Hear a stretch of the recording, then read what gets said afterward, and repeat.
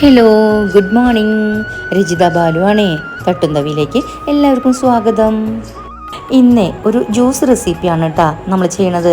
അപ്പോൾ ഈ ഒരു ക്ലോസപ്പ് ഷോട്ടിൽ കണ്ട ഒരു പഴം, അതായത് നമ്മുടെ കൂവളമരത്തിലുണ്ടാവണ കായാണ്. നമ്മുടെ കോമ്പൗണ്ടിൽ തന്നെ കൂവളമരമുണ്ട്. 2 ദിവസം മുമ്പ് ഞാനത് ഷോർട്സിൽ ഇട്ടിരുന്നു. അപ്പോൾ അതിലുണ്ടായിട്ടുള്ള കായ പഴുത്ത് വീണപ്പോൾ അതെടുത്തിട്ട് അതിൻ്റെ അകത്തുള്ള പൾപ്പ് വെച്ചുകൊണ്ട് ആണ് നമ്മൾ ഇന്ന് ജ്യൂസ് ഉണ്ടാക്കണത്. അപ്പോൾ നമുക്ക് നേരെ വീഡിയോയിലേക്ക് കിടക്കാം.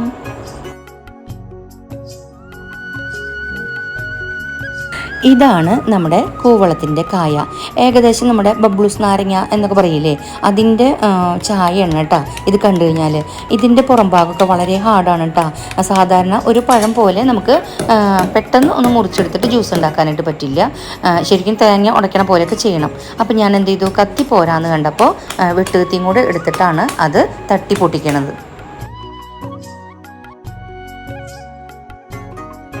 ഈ കായ തട്ടി പൊട്ടിച്ചപ്പോൾ ഇങ്ങനെയാണ് നമുക്ക് കിട്ടണത്.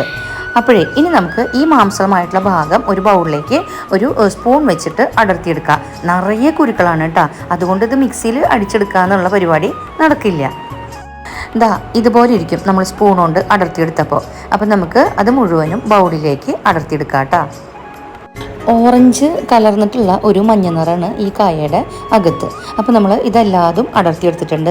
അതിനി നമുക്ക് വേറൊരു വലിയ ബൗളിലേക്ക് ഇട്ട് കൊടുക്കാം കേട്ടോ. ഈ മാംസമായിട്ടുള്ള ഭാഗങ്ങൾ വേറൊരു ബൗളിലേക്ക് ഇട്ട് കൊടുക്കുക. നേരത്തെ ഞാൻ പറഞ്ഞല്ലോ, കുരുക്കളുള്ളത് കൊണ്ട് നമുക്ക് മിക്സിയിൽ ഇതടിക്കൽ പറ്റില്ല. കാരണം ആ കുരുവും കൂടെ അടിഞ്ഞു കഴിഞ്ഞാൽ ഇതിൻ്റെ ചവർപ്പും പിന്നെ കുടിക്കാൻ പറ്റാതെയാവും. അപ്പോൾ നമുക്ക് ഈ ബൗളിൽ വെച്ചിട്ട് ആദ്യം കൈ വെച്ച് തന്നെ നന്നായിട്ടൊന്ന് തിരുമ്പി ഉടയ്ക്കാം. കൈകൊണ്ട് നന്നായി ഒടിച്ചതിന് ശേഷം ഏകദേശം ഒരു 3/4 ഗ്ലാസോളം വെള്ളം കൂടെ ഒഴിച്ചിട്ട് ഒന്നും കൂടെ നന്നായിട്ട് ഞാൻ അത് തിരുമ്പി ഉടയ്ക്കുകയാണ് കേട്ടോ ചെയ്തത്. അപ്പോൾ നമ്മൾ കൂവളത്തിൻ്റെ കായ പൾപ്പാക്കി വെച്ചിട്ടുണ്ട്.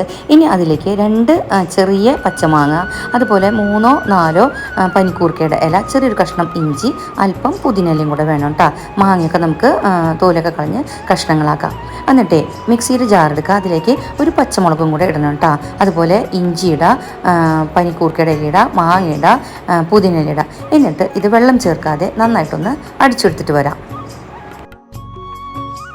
അപ്പോൾ അത് നമ്മൾ മാങ്ങയും ഇഞ്ചിയും പുതിനയിലയും പനിക്കൂർക്കയുടെ ഇലയൊക്കെ ഇട്ടിട്ട് അരച്ചു കൊണ്ടിട്ടുണ്ട്. ഇത് കണ്ടോ. ഇനി നമുക്ക് ഇത് നേരത്തെ നമ്മൾ തയ്യാറാക്കിയിട്ടുള്ള പൾപ്പിലേക്ക് ചേർത്ത് കൊടുക്കാം. അതിനുശേഷം ജാറിലേക്ക് അല്പം വെള്ളം കൂടെ ഒഴിച്ചിട്ട് ആ ജാറിലുള്ള അംശം കൂടെ ഒന്ന് കഴുകി ഈ ബൗളിലേക്ക് ഒഴിച്ചു കൊടുക്കാം കേട്ടോ. എന്നിട്ട് നമുക്ക് എത്രത്തോളം ആണോ വേണ്ടത് അതിനനുസരിച്ച് വെള്ളം ഒഴിച്ച് ഈ ജ്യൂസ് ഒന്ന് ലൂസാക്കി എടുക്കുക. 4 ഗ്ലാസ്സിനായിട്ടാണ് ഞാനിവിടെ ജ്യൂസ് തയ്യാറാക്കുന്നത്. അപ്പോൾ അതിനനുസരിച്ചുള്ള വെള്ളമാണ് ഞാൻ ചേർത്തിട്ടുള്ളത്. നമുക്ക് നേരത്തെ മാങ്ങയൊക്കെ അടിച്ച സമയത്ത് പഞ്ചസാര ചേർക്കായിരുന്നു കേട്ടോ. പക്ഷേ നമ്മുടെ വീട്ടിൽ മധുരം കഴിക്കാത്തവരുണ്ടെങ്കിൽ ആദ്യമേ അത് ചേർക്കണ്ടല്ലോ. അപ്പോൾ ഇവിടെ എനിക്കും 1-2 ഗ്ലാസ് മധുരം ഇല്ലാത്തത് എടുക്കണം. അതുകൊണ്ടാണ് ഇപ്പോൾ ഈ സമയത്തൊന്നും ഞാൻ മധുരം ചേർക്കാതിരുന്നിട്ടുള്ളത് കേട്ടോ. ഇനി നമുക്ക് ഇത് അരിച്ചെടുക്കാം. എന്നിട്ട് നമുക്ക് മധുരം ഇല്ലാത്തത് മാറ്റി വെച്ചതിന് ശേഷം ബാക്കിയുള്ളതിൽ ആവശ്യമായിട്ടുള്ള അത്രയും മധുരം ചേർത്ത് കൊടുക്കുക.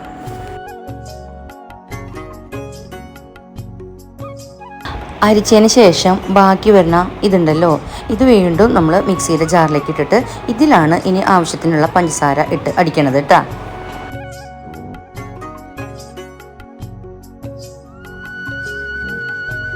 അപ്പോഴേ ഇതിൽ അല്പം കൂടെ വെള്ളം ചേർത്തിട്ടാണ് ഞാൻ അടിച്ചെടുത്തത് കേട്ടോ. ഇതുപോലെ ആയിട്ടുണ്ട്. ഇനി നമുക്ക് നേരത്തെ നമ്മൾ അടിച്ചെടുത്തുല്ലോ, ജ്യൂസ് തയ്യാറാക്കി വെച്ചിട്ടുണ്ടല്ലോ, അത് നമുക്ക് മധുരം ചേർക്കാത്തതാണ്. അപ്പോൾ അത് ബാലുവിന് വേണ്ടിയിട്ട് ഞാനിവിടെ മാറ്റി വയ്ക്കുകയാണ്. ബാലുവിനും അമ്മയ്ക്കും ഓരോ ഗ്ലാസ് ഞാൻ മാറ്റി വയ്ക്കുകയാണ് കേട്ടോ. അവർ മധുരം കഴിക്കാറില്ല.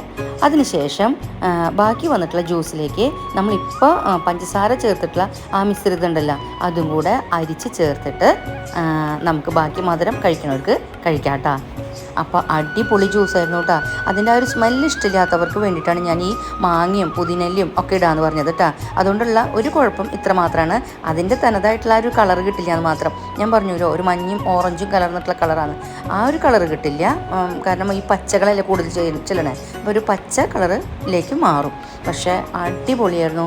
ശരീരത്തിന് വളരെ ഉന്മേഷമായിരുന്നു, കൂളിംഗ് ആയിരുന്നു.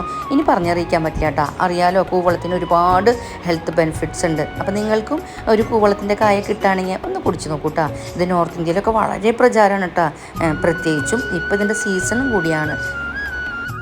അപ്പോൾ വീഡിയോ ഇഷ്ടമായി എന്ന് വിശ്വസിച്ചോട്ടെ. എങ്കിൽ എപ്പോഴും പറയണ പോലെ സപ്പോർട്ട് ചെയ്യാൻ മറക്കരുതേ.